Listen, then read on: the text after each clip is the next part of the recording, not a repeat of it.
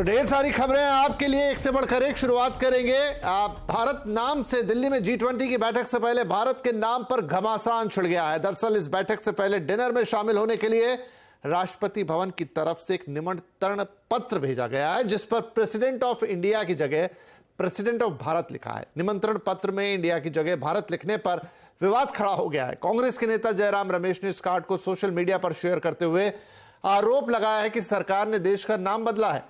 जयराम रमेश ने आगे लिखा है कि संविधान में अनुच्छेद 1 के मुताबिक इंडिया, जिसे भारत कहते हैं, वो राज्यों का एक संघ होगा, लेकिन अब इस राज्यों के संघ पर भी हमला हो रहा है। कांग्रेस का कहना है कि बीजेपी इंडिया नाम से डर गई। रिपब्लिक ऑफ भारत करने की क्या जरूरत है? रिपब्लिक भाषा तो इंग्लिश, ब्रिटिशों की भाषा, इंग्लिश भाषा। तो महामहिम आप भारत क्यों नहीं कहते? महामहिम भारत क्यों नहीं कहते आप? क्योंकि वो जो राष्ट्रपति भवन, वो वाइसरॉय के हाउस थे। लॉर्ड आरविन पहले इसका बासिंदा थे। माउंटबेटन और सारे अंग्रेजों की ये वाइसरॉय हाउस थे। आजादी के बाद ये प्रेसिडेंट हाउस हुई। तो पहले उसको त्याग करना चाहिए। नॉर्थ ब्लॉक साउथ ब्लॉक को त्याग करना चाहिए। सब भारत बना दो, सब खाली करा दो पहले ही, और जरूरत पड़े तो गोला दागो और उड़ा दो, अगर इतना ही नफरत है इंडिया नाम से। दूसरे विपक्षी दलों ने भी भारत नाम को लेकर बीजेपी पर हमला बोल दिया है। विपक्षी दलों का कहना है कि बीजेपी विपक्षी गठबंधन इंडिया के नाम से डर गई है, इसलिए नए पैंतरे चल रही है। इतने हजारों साल पुराना भारत देश है, इतनी बड़ी पुरानी संस्कृति है, इतना पुराना हमारा देश है, उसका नाम इसलिए केवल बदल के रखा जा रहा है क्योंकि इंडिया अलायंस बन गया और बीजेपी को ये लग रहा है कि थोड़े बहुत 4 वोट इनके कम हो जाएंगे इंडिया अलायंस बनने से, तो वोट कम हो जाएंगे, इसलिए भारत का नाम बदल दो। ये तो देश के साथ गद्दारी है। साहब, आर्टिकल 1 में बड़ा क्लियर पोजीशन है, इंडिया दैट इज भारत। और अगर हमसे डर करके, इस गठबंधन से डर करके, तो उसकी टैगलाइन पढ़ लीजिएगा। नीचे इंडिया के नीचे टैगलाइन है, जुड़ेगा भारत, जीतेगा इंडिया। क्या क्या ले लोगे? इतनी परेशानी। इस बीच बीजेपी के सांसद हरनाथ सिंह यादव ने संविधान से इंडिया शब्द हटाने की मांग की है। उन्होंने भारत के संविधान में संशोधन करके इंडिया को भारत करने की मांग रखी है।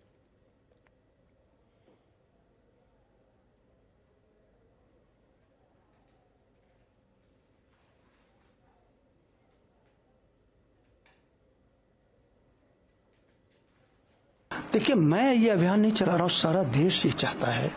तमाम कोनों से ये मांग आ रही है और हमारे सम्मानीय राष्ट्रीय स्वयंसेवक संघ के सरसंघ चालक जी ने भी भारत शब्द के लिए उन्होंने अपील किया है कि देश के लोगों को भारत शब्द बोलना चाहिए, दूसरा कोई शब्द नहीं बोलना चाहिए। भारत, इस देश का जो नाम है वो भारत है, दूसरा कोई नाम नहीं।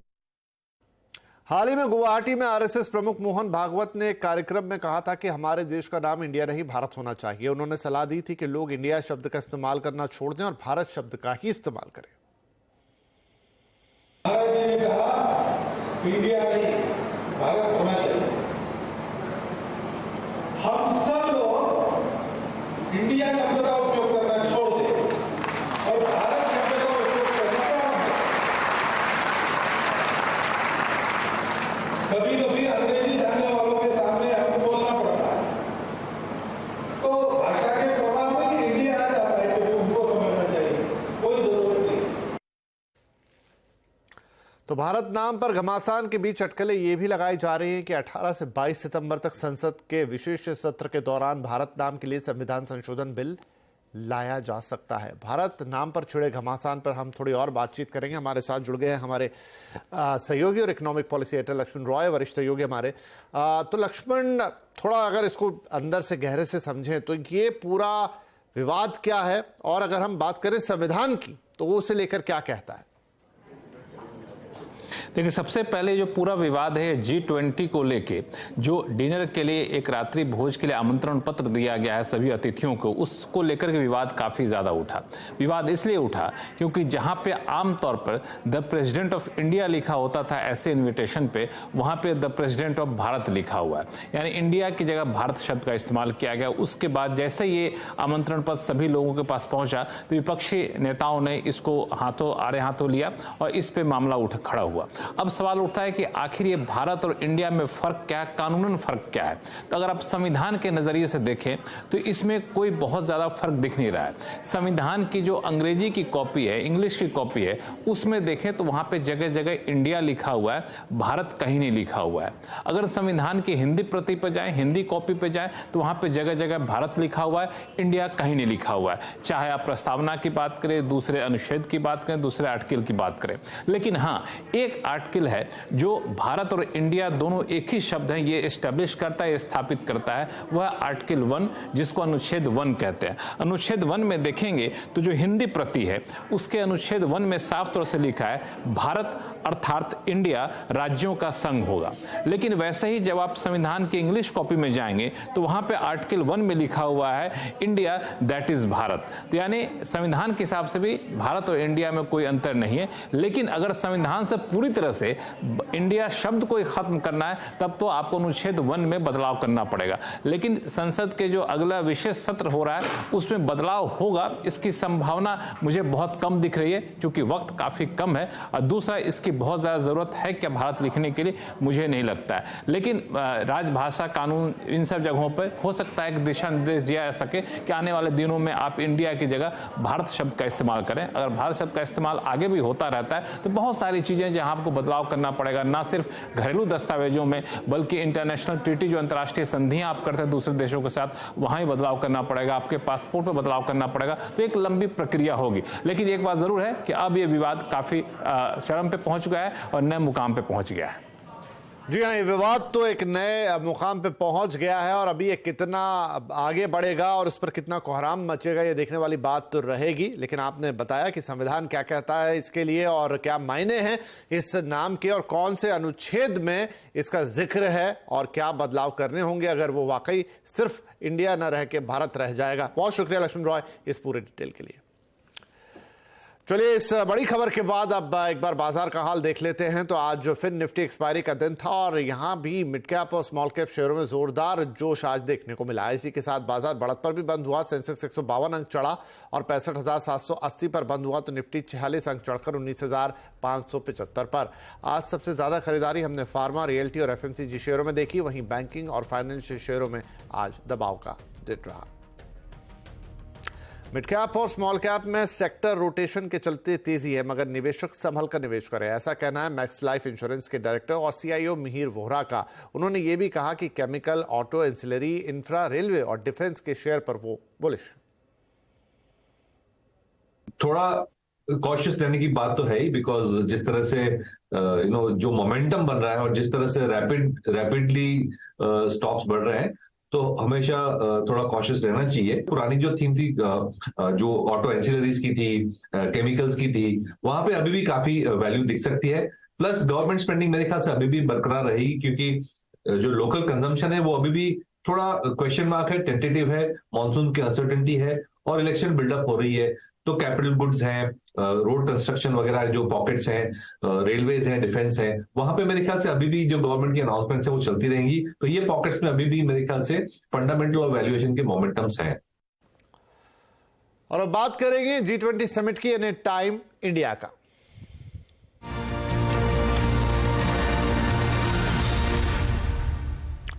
दिल्ली वालों के लिए बड़ी खुशखबरी है। दिल्ली वालों को आज 400 ई बसों की सौगात मिली है। दिल्ली के मुख्यमंत्री अरविंद केजरीवाल और LG-V सक्सेना ने नई ई बसों को फ्लैग ऑफ किया। खास क्या है नई बसों में, बता रहे हमारे संवाददाता रोहन सिंह।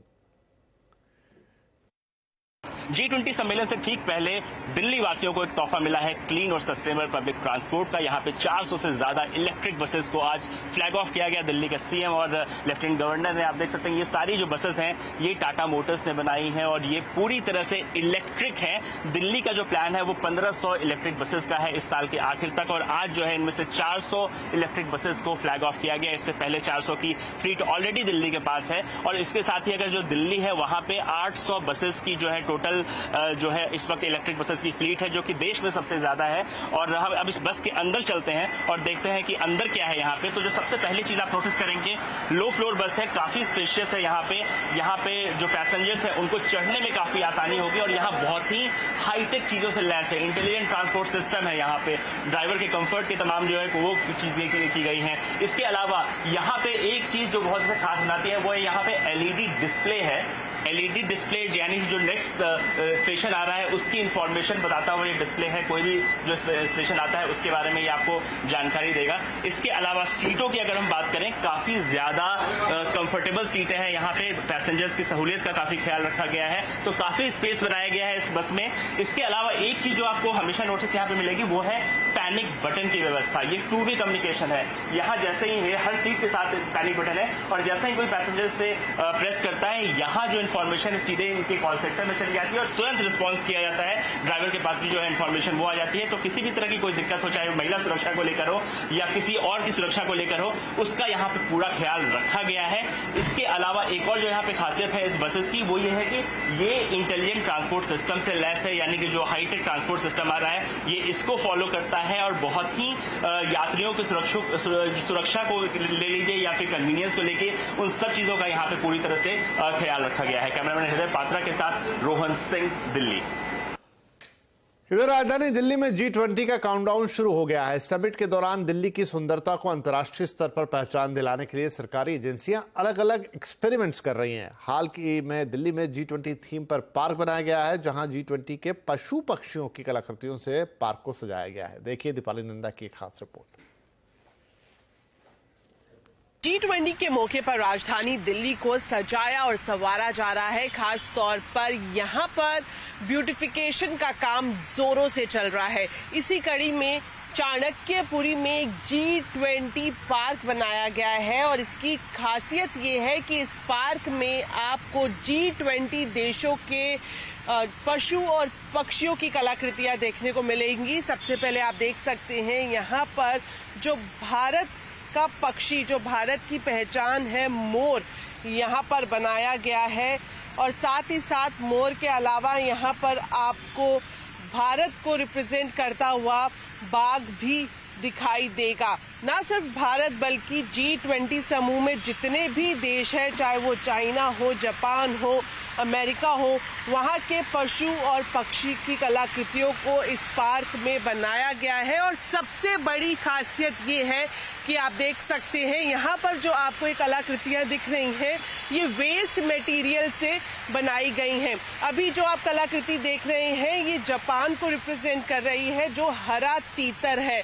हरा तीतर का यहाँ पर ये कलाकृति बनाई गई है, और इसके ठीक आगे जब आप आएंगे तो आपको रेड क्राउन क्रेन मिलेगा, यानी कि लाल मुकुट सारस, जो चीन को रिप्रेजेंट करता है।